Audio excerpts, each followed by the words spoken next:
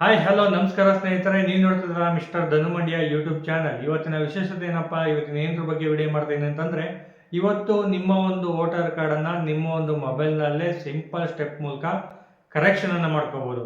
Name, photo, date of ಬರ್ತು ಅಥವಾ everything ಎಲ್ಲ ನಿಮ್ಮ ಒಂದು ಫೋನಲ್ಲೇ ನೀವು ಯಾವುದೇ ಅಂಗನವಾಡಿಗೆ ಆಗಲಿ, ಯಾವುದೇ ತಾಲೂಕು ಆಫೀಸ್ಗೆ ಆಗಲಿ, ಯಾವುದೇ VAನೇ ಆಗಲಿ ಏನು ಕಾಂಟ್ಯಾಕ್ಟ್ ಮಾಡೋ ಅವಶ್ಯಕತೆ ಇಲ್ಲ. ನೀವು ನಿಮ್ಮ ಒಂದು ಫೋನಲ್ಲೇ ಈಸಿ ಸ್ಟೆಪ್ ಮೂಲಕ ನೀವೇ ಕರೆಕ್ಷನ್ನ ಮಾಡ್ಕೋಬೋದು. ಎನಿಥಿಂಗ್ ಎಲ್ಲನೂ ಮಾಡ್ಬೋದು. ಅದ್ರ ಬಗ್ಗೆ ಯಾವ ರೀತಿ ಮಾಡೋದು ಅನ್ನೋದ್ರ ಬಗ್ಗೆ ಇವತ್ತಿನ ಈ ವಿಡಿಯೋದಲ್ಲಿ ತಿಳಿಸ್ಕೊಡಕ್ಕೆ ಹೋಗ್ತಾ ಇದ್ದೀನಿ. ಹಾಗಾಗಿ ನನ್ನ ಒಂದು ಚಾನಲ್ನ ಯಾರು ಸಬ್ಸ್ಕ್ರೈಬ್ ಮಾಡ್ಕೊಂಡಿದ್ವೋ ಸಬ್ಸ್ಕ್ರೈಬ್ ಮಾಡ್ಕೊಳ್ಳಿ, ಲೈಕ್ ಮಾಡಿ, ಬೆಲ್ ಐಕನ್ನ ಕ್ಲಿಕ್ ಮಾಡ್ಕೊಂಡಿರಿ. ಇದೇ ಥರದ ವಿಡಿಯೋಗಳನ್ನ ಮಾಡ್ತಾ ಇರ್ತೀನಿ ಅಂತ ಹೇಳ್ತಾ ಬನ್ನಿ. ಆಗಿದ್ರೆ ಸ್ಟಾರ್ಟ್ ಮಾಡೋಣ. ಯಾವುದೇ ಡಾಕ್ಯುಮೆಂಟ್ ಏನು ಬೇಕಾಗಿಲ್ಲ, ನಿಮ್ಮ ಒಂದು ಆಧಾರ್ ಕಾರ್ಡ್ ಜೊತೆಗಿದ್ರೆ ಸಾಕು. ನಿಮ್ಮ ಒಂದು ಆಧಾರ್ ಕಾರ್ಡ್, ನಿಮ್ಮ ಜೊತೆ ಒಂದು ಫೋನು, ನಿಮ್ಮ ಒಂದು ಮೊಬೈಲ್ ನಂಬರ್ OTP ಬರಬೇಕು, ನಿಮ್ಮ ಆಧಾರ್ ಕಾರ್ಡ್ OTP ಬರಬೇಕು, ಅಷ್ಟೇ. ಸಿಂಪಲ್ ಸ್ಟೆಪ್ ಮೂಲಕ ಬನ್ನಿ ಸ್ಟಾರ್ಟ್ ಮಾಡೋಣ. ಇವಾಗ ಸ್ಟಾರ್ಟ್ ಮಾಡೋಣ. ನಾವು ಇವಾಗ ಏನು ಮಾಡಬೇಕಪ್ಪ ಅಂತಂದರೆ, ನಿಮ್ಮ ಒಂದು ಪ್ಲೇಸ್ಟೋರನ್ನು ಓಪನ್ ಮಾಡ್ಕೊಳ್ಳಿ. ಪ್ಲೇಸ್ಟೋರನ್ನು ಓಪನ್ ಮಾಡ್ಕೊಂಡು ಈ ಒಂದು ಅಪ್ಲಿಕೇಶನ್ನ ನೀವು ಟೈಪ್ ಮಾಡ್ಕೊಳ್ಳಿ. ECINET ಅಂತ ಸರ್ಚ್ ಮಾಡಿ ಈ ಒಂದು ಅಪ್ಲಿಕೇಶನ್ ಓಪನ್ ಆಗುತ್ತೆ. ಈ ಒಂದು ಅಪ್ಲಿಕೇಶನ್ನ ನೀವು ಇನ್ಸ್ಟಾಲ್ ಮಾಡ್ಕೋಬೇಕು.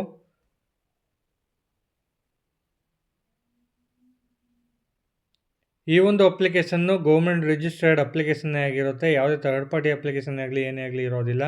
ಇದು ಸೆಕ್ಯೂರ್ಡ್ ಆಗಿರುತ್ತೆ. ಈ ಒಂದು ಅಪ್ಲಿಕೇಶನ್ ಇನ್ಸ್ಟಾಲ್ ಮಾಡ್ಕೊಂಡಾದ್ಮೇಲೆ ನೀವು ಇದ್ರ ಓಪನ್ ಮಾಡಿ ಇಟ್ಕೊಳ್ಳಿ. ಓಪನ್ ಮಾಡಿದ್ಮೇಲೆ ಇಂಟರ್ಫೇಸ್ ಈ ಥರ ಓಪನ್ ಆಗುತ್ತೆ ನಿಮಗೆ. ಇದು ಎಲೆಕ್ಷನ್ ಕಮಿಷನ್ ಆಫ್ ಇಂಡಿಯಾ ಅವರ ವೆಬ್ಸೈಟ್ ಆಗಿರುತ್ತೆ. ಇವಾಗ ನಿಮಗೆ ಇಲ್ಲಿ ವೆಬ್ಸೈಟಲ್ಲಿ ಓಪನ್ ಆದರೆ, ಅಪ್ಲಿಕೇಶನ್ ಓಪನ್ ಆದರೆ ನಿಮಗೆ ಈ ರೀತಿಯಾದಂಥ ಕಾಣ್ಬೋದು ಇಲ್ಲಿ. ಇವಾಗ ನೀವೇನು ಮಾಡಬೇಕು ಅಂತಂದರೆ, ಇದನ್ನು ಫಸ್ಟು ನಿಮ್ಮ ಮೊಬೈಲ್ ನಂಬರಿಂದ ಒಂದು ಲಾಗಿನನ್ನು ಮಾಡ್ಕೋಬೇಕಾಗತ್ತೆ. ನಿಮ್ಮ ಒಂದು ಫೋನ್ ನಂಬರನ್ನು ಹಾಕಿ ಲಾಗಿನ್ ಮಾಡ್ಕೊಳ್ಳಿ.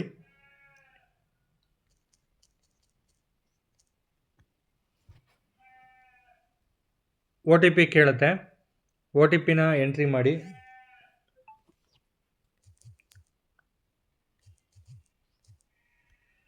OTP ಹಾಕಿ ಲಾಗಿನ್ ಮೇಲೆ ಕ್ಲಿಕ್ ಮಾಡಿದ್ರೆ ನಮ್ಮ ಒಂದು ಡೀಟೇಲ್ಸು ನಿಮ್ಮದು ಆಲ್ರೆಡಿ ಫಿಚ್ ಆಗಿದ್ದರೆ, ನಿಮ್ಮ ಒಂದು ಆಲ್ರೆಡಿ ಡೀಟೇಲ್ಸ್ ಲಾಗಿನ್ ಆಗಿದ್ದರೆ ಬರುತ್ತೆ ಈ ಥರ. ಇದಾದಮೇಲೆ ಏನು ಮಾಡಬೇಕಪ್ಪ ಅಂತಂದರೆ, ಇಲ್ಲಿ ಕಾಣಿಸ್ತಿದೆಯಲ್ಲ ಇದು ನೋಡಿ, ಇಲ್ಲಿ ಕೆಲವೊಂದು ಅಪ್ಲಿಕೇಶನ್ಸ್ಗಳಂದರೆ ಆಪ್ಷನ್ಸ್ಗಳು ಓಪನ್ ಆಗುತ್ತೆ. ಇಲ್ಲಿ ವೋಟರ್ ರಿಜಿಸ್ಟ್ರೇಷನ್ ಫಾರಮು, ಸರ್ಚ್, ಅಕಸ್ಮಾತ್ ಏನಾದ್ರು ನೀವು ಸರ್ಚ್ ಯುವರ್ ನೇಮ್ ಅಂತ ಇದೆಯಲ್ಲ, ಇಲ್ಲಿ ವೋಟರ್ ಕಾರ್ಡ್ ನಂಬರ್ ಏನಾದ್ರು ತಿಳಿಸೋಗಿತ್ತು ಅಂದರೆ ನೀವು ಇಲ್ಲಿ ಸರ್ಚ್ ಮಾಡ್ಬೋದು. ಅಥವಾ ವೋಟರ್ ಕಾರ್ಡ್ ಕಂಪ್ಲೇಂಟ್ಸ್ ಇತ್ತು ಅಂದರೆ ಇಲ್ಲಿ ರೈಸ್ ಮಾಡ್ಬೋದು. ಅಥವಾ ಅಪ್ಲಿಕೇಶನ್ ಹಾಕಿರೋದನ್ನ ಚೆಕ್ ಮಾಡ್ಬೋದು. ಇಲ್ಲಿ ಟ್ರ್ಯಾಕ್ ಯುವರ್ ಅಪ್ಲಿಕೇಶನ್ ಅಂತ ಇರೋದವು. ಡೌನ್ಲೋಡ್ ಈ ವೋಟರ್ ಡೇ ಅಂತಿದೆಯಲ್ಲ, ಇಲ್ಲಿ ಡೌನ್ಲೋಡನ್ನು ಮಾಡ್ಕೋಬೋದು. ಇದ್ರ ಬಗ್ಗೆ ಎಲ್ಲ ನಾನು ನೆಕ್ಸ್ಟ್ ಟೈಮು ಇನ್ನೊಂದು ವಿಡಿಯೋ ಮಾಡಿ ಹೇಳ್ಕೊಡ್ತೀನಿ ನಿಮಗೆ. ಇವಾಗ ನಾವೇನು ಮಾಡಬೇಕಪ್ಪ ಅಂತಂದರೆ, ಇವಾಗ ನಾವು ಬಂದಿರೋದು ಕರೆಕ್ಷನ್ ಮಾಡೋದಕ್ಕೆ, ನಿಮ್ಮ ಒಂದು ವೋಟರ್ ಐ ಡಿನ ಕರೆಕ್ಷನ್ ಮಾಡ್ಕೊಳ್ಳೋದಕ್ಕೆ. ಹಾಗಾಗಿ ಏನು ಮಾಡಬೇಕು, ಇಲ್ಲಿ ಕಾಣಿಸಿರುವಂಥ ವೋಟರ್ ರಿಜಿಸ್ಟ್ರೇಷನ್ ಫಾರಮ್ ಮೇಲೆ ನಾವು ಕ್ಲಿಕ್ನ ಮಾಡಬೇಕು. ಕ್ಲಿಕ್ ಮಾಡಿದ್ಮೇಲೆ ಇಲ್ಲಿ ಬರುತ್ತೆ ಸ್ಪೆಷಲ್ ಇಂಟೆನ್ಸಿವ್ ರಿವಿಷನ್ ಅಂತ ಬರುತ್ತೆ. ಇದ್ರ ಕೆಳಗಡೆ ಸ್ಕ್ರೋಲ್ ಮಾಡಿ. ಇಲ್ಲಿ ಸ್ಕ್ರೋಲ್ ಮಾಡಿದಾಗ ಫಾರ್ಮ್ 6 ಬರುತ್ತೆ. ಇಲ್ಲಿ ನೀವು ವೋಟರ್ ಕಾರ್ಡ್ಗೆ ಅರ್ಜಿ ಹಾಕ್ಬೋದು, ಅಥವಾ ಡಿಲೀಟ್ ಮಾಡಬೇಕು ಅಂದರೆ ವೋಟರ್ ಕಾರ್ಡ್ನ ಡಿಲೀಟ್ ಮಾಡ್ಬೋದು. ಕರೆಕ್ಷನ್ ಎಂಟ್ರೀಸು ಇಲ್ಲೆಲ್ಲ ಡೀಟೇಲ್ಸ್ ಬರುತ್ತೆ. ಇವಾಗ ನಾವೇನು ಮಾಡಬೇಕು, ಇವಾಗ ನಾವು ಕರೆಕ್ಷನ್ ಬಂದಿರೋದ್ರಿಂದ ಇಲ್ಲಿ ಕಾಣಿಸ್ತಿರುವಂಥ ಫಾರ್ಮ್ 8 ಅನ್ನೋದ್ರ ಮೇಲೆ ಕ್ಲಿಕ್ನ ಮಾಡಬೇಕು. ಅದ್ರ ಮೇಲೆ ನಾವು ಕ್ಲಿಕ್ ಮಾಡಿದ ತಕ್ಷಣ ಇಲ್ಲಿ ಬಂತು ನೋಡಿ, ನಮ್ಮದು ಡೀಟೇಲ್ಸ್ ಬರುತ್ತೆ. ವೋಟರ್ ಹೆಲ್ಪ್ಲೈನ್ದು ಡೀಟೇಲ್ಸ್ ಲೆಟ್ಸ್ ಗೋ ಅಂತ ಕೊಡಿ. ಲೆಟ್ಸ್ ಗೋ ಅಂತ ಕೊಟ್ಟಮೇಲೆ ಇಲ್ಲಿ ನೀವು ಕೇಳ್ತಿದೆ, ಇವಾಗ ಆಲ್ರೆಡಿ ಯಾವ ವೋಟರ್ ಐ ಡಿ ಎಪಿಕ್ ಅಂತ ಕೇಳ್ತಿದೆ. ಇಲ್ಲ ಇದ್ದರೆ ಆಯ್ತೆ ಅಂತ ಕೊಡಿ, ಇಲ್ಲ ಅಂದ್ರೆ ಇಲ್ಲ ಅಂತ ಕೊಡಿ. ನೀವು ಎಸ್ ಅಂತ ಕೊಟ್ಕೊಳ್ಳಿ. ನಿಮ್ಮ ಒಂದು ವೋಟರ್ ಕಾರ್ಡ್ ನಂಬರನ್ನು ನೀವು ಇಲ್ಲಿ ಎಂಟ್ರಿ ಮಾಡಬೇಕು. ನೆಕ್ಸ್ಟ್ ಕೊಟ್ಕೊಂಡು ಇಲ್ಲಿ ಆಲ್ರೆಡಿ ನಾನು ಅಪ್ಡೇಟ್ ಇರೋದ್ರಿಂದ, ಮೊಬೈಲ್ ನಂಬರ್ ಲಾಗಿನ್ ಆಗಿ ಅಪ್ಡೇಟ್ ಆಗಿರೋದ್ರಿಂದ ಅದೇ ಆಟೋಮೆಟಿಕ್ಲಿ ವೋಟರ್ ಐ ಡಿ ನಂಬರನ್ನು ತಗೊಳ್ತದೆ. ಇಲ್ಲ ಅಂತಂದರೆ ನಿಮ್ಮ ಒಂದು ವೋಟರ್ ಐ ಡಿ ನಂಬರ್ನ ಇದ್ರ ಮೇಲೆ ನೀವು ಕ್ಲಿಕ್ನ ಮಾಡಿ, ಕ್ಯಾನ್ಸಲ್ ಮಾಡಿ, ಕ್ಲೋಸ್ ಮಾಡಿ ನೀವು ಇಲ್ಲಿ ಎಂಟ್ರಿ ಮಾಡ್ಕೋಬೋದು. ಎಂಟ್ರಿ ಮಾಡ್ಕೊಂಡಾದ್ಮೇಲೆ ನಿಮ್ಮ ಒಂದು ಸ್ಟೇಟು ಕರ್ನಾಟಕ ಆಗಿರುತ್ತೆ. ಕರ್ನಾಟಕನ ಸೆಲೆಕ್ಟ್ ಮಾಡ್ಕೊಳ್ಳಿ. ಸೆಲೆಕ್ಟ್ ಮಾಡ್ಕೊಂಡಾದ್ಮೇಲೆ ಪ್ರೊಸೀಡ್ ಅಂತ ಕೊಡಿ. ಫೆಚ್ ಮೇಲೆ ಕೊಡಿ. ಫಸ್ಟು ಫೆಚ್ ಮೇಲೆ ಕೊಟ್ಟ ಮೇಲೆ ನೀವು ಪ್ರೊಸೀಡ್ ಅಂತ ಕ್ಲಿಕ್ ಮಾಡಿ. ಅದ್ರ ಮೇಲೆ ನೀವು ಕ್ಲಿಕ್ ಮಾಡಿದ ತಕ್ಷಣ ನಿಮ್ಮ ಒಂದು ಡೀಟೇಲ್ಸ್ ಓಪನ್ ಆಗುತ್ತೆ. ನಿಮ್ಮ ಒಂದು ಏನು EPIC card voter I D ಇರುತ್ತೆ ಅದ್ರ ಡೀಟೇಲ್ಸ್ ಓಪನ್ ಆಗುತ್ತೆ. ಹೆಸರು, ತಂದೆ ಹೆಸರು, ಏಜು, ಅಡ್ರೆಸ್ಸು ಎಲ್ಲ ಡೀಟೇಲ್ಸ್ ಓಪನ್ ಆಗುತ್ತೆ. ಇಲ್ಲಿ ಇದು ಕರೆಕ್ಟಾಗಿತ್ತು ಅಂದರೆ ನೆಕ್ಸ್ಟ್ ಅಂತ ಕ್ಲಿಕ್ ಮಾಡಿ. ನೆಕ್ಸ್ಟ್ ಅಂತ ಕ್ಲಿಕ್ ಮಾಡಾದಮೇಲೆ ನಿಮ್ಗೆ ಇಲ್ಲಿ ಡೀಟೇಲ್ಸ್ ಎಲ್ಲ ಶೋ ಆಗುತ್ತೆ. ಕೆಳಗಡೆ ಬಂದರೆ ಇಲ್ಲಿ ನೀವು ಏನನ್ನು ಎಡಿಟ್ ಮಾಡಬೇಕು ಅದನ್ನು ನೀವು ಇಲ್ಲಿ ಚೇಂಜ್ ಮಾಡ್ಬೋದು. ಆಯಿತಾ? ಇಲ್ಲಿ ನಾನು ಸ್ಕ್ರೋಲ್ ಮಾಡ್ತಾ ಬರ್ತೀನಿ. ಸ್ಕ್ರೋಲ್ ಮಾಡ್ತಾ ಬಂದಾಗ ಇಲ್ಲಿ ಮೊಬೈಲ್ ನಂಬರನ್ನು ಎಂಟ್ರಿ ಮಾಡಬೇಕಾಗತ್ತೆ, ಅಥವಾ ನಿಮ್ಮ ಒಂದು ಇಮೇಲ್ ಐ ಡಿ ಅಥವಾ ರಿಲೇಟಿವ್ ಫೋನ್ ನಂಬರ್ ಅಥವಾ ತಂದೆ ತಾಯಿದೋ ಅಥವಾ ನಿಮ್ಮದೇ ನಿಮ್ಮ ತಂದೆ ತಾಯಿದು ಎಡಿಟ್ ಮಾಡ್ತಾರೆ ನಿಮ್ಮ ನಂಬರು ಆ ಥರ ರಿಲೇಟಿವಲ್ಲಿ ಹಾಕಬೇಕಾಗತ್ತೆ. ನಿಮ್ಮದೇ ನಂಬರ್ ಆಯಿತು ಅಂತಂದರೆ ನೀವು ಮೊಬೈಲ್ ನಂಬರ್ನ ಅಪ್ಲಿಕೆಂಟಲ್ಲೇ ಹಾಕಬೇಕಾಗುತ್ತೆ. ನಿಮ್ಮದೇ ನಂಬರ್ ಆಯಿತು ಅಂದರೆ ಅಪ್ಲಿಕೆಂಟಲ್ಲಿ ನಂಬರ್ ಹಾಕಿ, ನಂಬರ್ ಹಾಕ್ಬಿಟ್ಟು ಏನು ಮಾಡಬೇಕು, ನೆಕ್ಸ್ಟ್ ಅಂತ ಕೊಡಿ. ನೆಕ್ಸ್ಟ್ ಅಂತ ಕೊಟ್ಟಮೇಲೆ ಇಲ್ಲಿ ಮೇನ್ ಸ್ಟೇಜ್ ಓಪನ್ ಆಗುತ್ತೆ. ಇಲ್ಲಿ ಶಿಫ್ಟಿಂಗ್ ಆಫ್ ರೆಸಿಡೆನ್ಸ್ ಅಂತ ಬರುತ್ತೆ, ಅಂದರೆ ನಿಮ್ಮ ಅಡ್ರೆಸ್ ಚೇಂಜ್ ಮಾಡಬೇಕು ಅಂದರೆ ಇಲ್ಲಿ ಮಾಡ್ಬೋದು. Correction entries in existing electoral roll ಅಂತಿದೆ, ಅಂದರೆ ನಿಮ್ಮದು ಎಲೆಕ್ಟ್ರಲ್ ರೋಲಲ್ಲಿ ಎಲ್ಲ ಅಡ್ರೆಸ್ ಎಲ್ಲ ಕರೆಕ್ಟಾಗಿದೆ. ಸಮ್ ಅಂದರೆ ಫೋಟೋಸ್ ಚೇಂಜ್ ಮಾಡೋದಾಗಿರ್ಬೋದು, ನೇಮು, ಡೇಟ್ ಆಫ್ ಬರ್ತು, ಈ ಥರ ಏನಾದರೂ ಕರೆಕ್ಷನ್ ಇತ್ತು ಅಂದರೆ ಕರೆಕ್ಷನ್ ಇನ್ ಎಂಟ್ರೀಸ್ ಅಂದರೆ ಹಳೆಯ ವೋಟರ್ ಐ ಡಿನೇ ನಾವು ಸ್ವಲ್ಪ ಕರೆಕ್ಷನ್ ಮಾಡಬೇಕು ಅಂದ್ರ ಮೇಲೆ ಅಂದ್ರ ಮೇಲೆ ಕ್ಲಿಕ್ ಮಾಡಬೇಕು. ಮೂರನೇದು ಬಂದು issues of replacement voter I D without correction, ಅಂದರೆ ಇದು ರೀಪ್ಲೇಸ್ಮೆಂಟ್ ವೋಟರ್ ಐ ಡಿ ಅಂತಂದರೆ ಇಲ್ಲಿ ಕಾಣಿಸ್ತಿರುವಂಥದ್ದು. ನೀವು ಇದ್ರ ಮೇಲೆ ಕ್ಲಿಕ್ ಮಾಡಿದ್ರೆ ನಿಮಗೆ ಏನೂ ಚೇಂಜಸ್ ಆಗ್ದೇ ವಿತಿನ್ ಒಂದು 7 ಡೇಸೋ 15 ಡೇಸೋ ಒಂದು ತಿಂಗಳು ನಿಮ್ಮದು ವೋಟರ್ ಐ ಡಿ ಕಾರ್ಡ್ ನಿಮ್ಮ ಪೋಸ್ಟಲ್ ಮೂಲಕ ಬರುವಂಥ ಇದು. 4ನೇ ಆಪ್ಷನ್ ಬಂದು ಇಲ್ಲಿ ಪರ್ಸನ್ ಏನಾದರೂ ಹ್ಯಾಂಡಿಕ್ಯಾಪ್ಟ್ ಏನಾದರೂ ಆಯಿತು ಅಂದರೆ ಅದನ್ನು ಅದನ್ನ ಮಾರ್ಕ್ ಮಾಡೋದಕ್ಕೋಸ್ಕರ ಇದನ್ನು ಕೇಳುತ್ತೆ.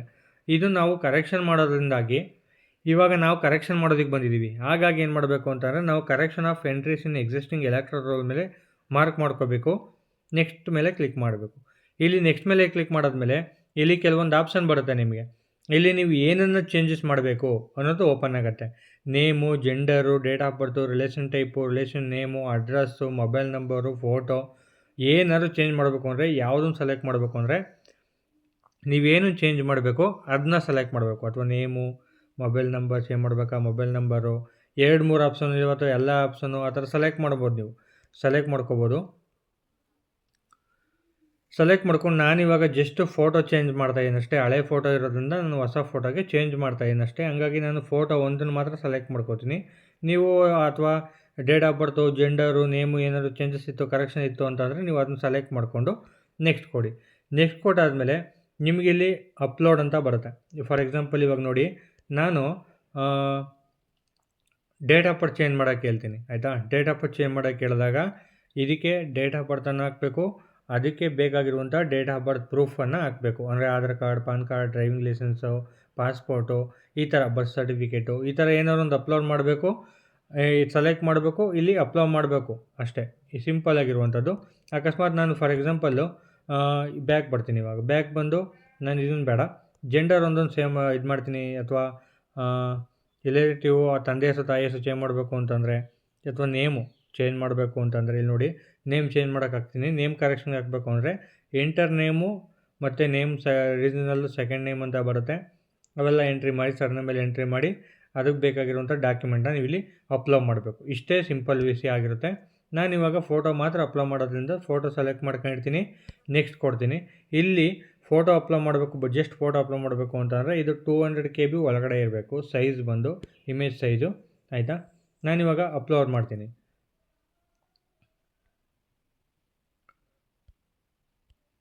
ಈಗ ನಾನು ಫೋಟೋ ಸೆಲೆಕ್ಟ್ ಮಾಡಿದೆ, ಕ್ರಾಪ್ ಕೊಟ್ಟೆ, ಸೇವ್ ಕೊಟ್ಟೆ. ಮೇಲ್ಗಡೆ ಕಾಣಿಸಿರುವಂಥ ರೈಟ್ ಬಟನ್ ಇದೆಯಲ್ಲ ಅದ್ರ ಮೇಲೆ ನಾವು ಕ್ಲಿಕ್ನ ಮಾಡಬೇಕು.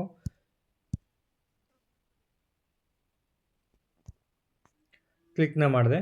ಕ್ಲಿಕ್ ಮಾಡಿದಾಗ ಇಲ್ಲಿ ಅಪ್ಲೋಡ್ ಆಗಿರುತ್ತೆ. ನೆಕ್ಸ್ಟನ್ನು ಕೊಡಿ. ನೆಕ್ಸ್ಟನ್ನು ಕೊಟ್ಟ ಮೇಲೆ ಡಿಕ್ಲರೇಷನ್ ಓಪನ್ ಆಗುತ್ತೆ. ಇಲ್ಲಿ ಎಲ್ಲ ಓಪನ್ ಆಗುತ್ತೆ. ಇಲ್ಲಿ ಏನು ಮಾಡಬೇಕು, ಕೆಳಗಡೆ ಕಾಣಿಸಿರುವಂಥ ಪ್ಲೇಸನ್ನು ಎಂಟ್ರಿ ಮಾಡಬೇಕು. ಪ್ಲೇಸು ನಿಮ್ಮದು ಯಾವುದು ಡಿಸ್ಟಿಕ್ಕು, ತಾಲೂಕು ಏನಿರುತ್ತೆ, ಡಿಸ್ಟಿಕ್ಕು ತಾಲೂಕು ಏನಿರುತ್ತೆ ಅದನ್ನ ಎಂಟ್ರಿ ಮಾಡ್ಕೋಬೇಕು. ಎಂಟ್ರಿ ಮಾಡ್ಕೊಂಡಾದ್ಮೇಲೆ ಡನ್ ಮೇಲೆ ನೀವು ಕ್ಲಿಕ್ನ ಮಾಡಬೇಕು. ಡನ್ ಅಂತ ಕ್ಲಿಕ್ ಮಾಡಿದ್ಮೇಲೆ ನೀವು ಫಿಲ್ ಮಾಡಿರುವಂಥ ಅಪ್ಲಿಕೇಶನ್ ಫಾರ್ಮ್ ಇಲ್ಲಿ ಓಪನ್ ಆಗುತ್ತೆ. ನೀವು ಏನು ಮಾಡಿದ್ದೀರಿ ಅದು ಓಪನ್ ಆಗುತ್ತೆ. ಕಂಪ್ಲೀಟಾಗಿ ಓಪನ್ ಆದಮೇಲೆ ಇದೇನು ಮಾಡಬೇಕು, ನೀವು ಏನಾದ್ರು ಚೇಂಜಸ್ ಇತ್ತು ಅಂತಂದರೆ ಕೀಪ್ ಎಡಿಟಿಂಗ್ ಅಂತ ಕ್ಲಿಕ್ ಮಾಡಬೇಕು. ಅಥವಾ ಏನು ಎಡಿಟಿಂಗ್ ಇಲ್ಲ ಅಂತಂದರೆ ಈ ಸೈನ್ ಆ್ಯಂಡ್ ಸಬ್ಮಿಟ್ ಮೇಲೆ ನೀವು ಕ್ಲಿಕ್ನ ಮಾಡಬೇಕು. ಈ ಸೈನ್ ಅಂತ ಕ್ಲಿಕ್ ಮಾಡಿದ್ಮೇಲೆ ಈ ಸೈನ್ ಪ್ರೊಸೆಸ್ ಏನಪ್ಪ ಅಂತಂದರೆ ನಿಮ್ಮ ಒಂದು ಆಧಾರ್ ಕಾರ್ಡ್ ನಂಬರನ್ನು ಎಂಟ್ರಿ ಮಾಡಿ ಆಧಾರ್ ಕಾರ್ಡ್ ಮುಖಾಂತರ ನೀವು ಸೈನ್ ಕಂಪ್ಲೀಟ್ ಮಾಡಬೇಕು. ಇವಾಗ ನಾವು ಅದನ್ನು ಮಾಡೋಣ.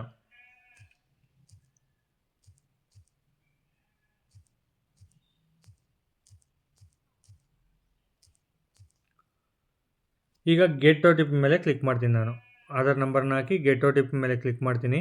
ಇವಾಗ ನಿಮ್ಮ ನಂಬರ್ಗೆ ಒಂದು ಒ ಟಿ ಪಿ ಬರುತ್ತೆ. ಅಂದರೆ ಫಾರ್ ಎಕ್ಸಾಂಪಲ್ ನಿಮ್ಮ ಆಧಾರ್ ಕಾರ್ಡ್ ಲಿಂಕ್ ಆಗಿರೋ ನಂಬರ್ಗೆ ಒಂದು ಒ ಟಿ ಪಿ ಬರುತ್ತೆ. ಆ ಒಂದು ಒ ಟಿ ಪಿನ ಇಲ್ಲಿ ಎಂಟ್ರಿ ಮಾಡಿ. ಎಂಟ್ರಿ ಮಾಡಾದ್ಮೇಲೆ ಈ ಬಾಕ್ಸನ್ನು ಟಿಕ್ ಮಾಡಿ. ಟಿಕ್ ಮಾಡಾದ್ಮೇಲೆ ಇಲ್ಲಿ ಸಬ್ಮಿಟ್ ಅನ್ನೋ ಬಟನ್ ಕಾಣಿಸ್ತಿದೆಯಲ್ಲ, ಆ ಸಬ್ಮಿಟ್ ಬಟನ್ ಮೇಲೆ ನೀವು ಕ್ಲಿಕ್ನ ಮಾಡಬೇಕು. ಅದನ್ನು ಕ್ಲಿಕ್ ಮಾಡಾದ್ಮೇಲೆ ಈ ಸೈನ್ ಕಂಪ್ಲೀಟೆಡ್ ಆಗಿ ಸಕ್ಸಸ್ ಆಗುತ್ತೆ ಹಾಗೂ ಅಪ್ಲಿಕೇಶನ್ ಸಬ್ಮಿಟ್ ಆಗುತ್ತೆ. ಆ ಒಂದು ಸಬ್ಮಿಟ್ ಆದಮೇಲೆ ನಿಮಗೆ ಒಂದು ಮೆಸೇಜ್ ಕೊಡೋ ಮೂಲಕ ನಿಮಗೆ ಇದು ಬರುತ್ತೆ, ಏನು ರೆಫರೆನ್ಸ್ ಐ ಡಿ ಬರುತ್ತೆ.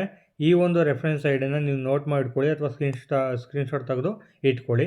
ಇಟ್ಕೊಂಡಾದ್ಮೇಲೆ ಏನು ಮಾಡಿ, ಓಕೆ ಅಂತ ಕ್ಲಿಕ್ ಮಾಡಿ. ಇಷ್ಟೇ ಅಪ್ಲಿಕೇಶನ್ನು ನಿಮಗೆ ವಿತಿನ್ ಒಂದು 15 ಡೇಸೋ 1 ಮಂತೋ 2 ತಿಂಗಳು ಅಂದರೆ ನಿಮ್ಮದು ನೆಕ್ಸ್ಟ್ ಎಲೆಕ್ಷನ್ ಬರುವಷ್ಟರಲ್ಲಿ ಈ ಒಂದು ಅಪ್ಡೇಟ್ ಕಂಪ್ಲೀಟ್ ಆಗಿರುತ್ತೆ.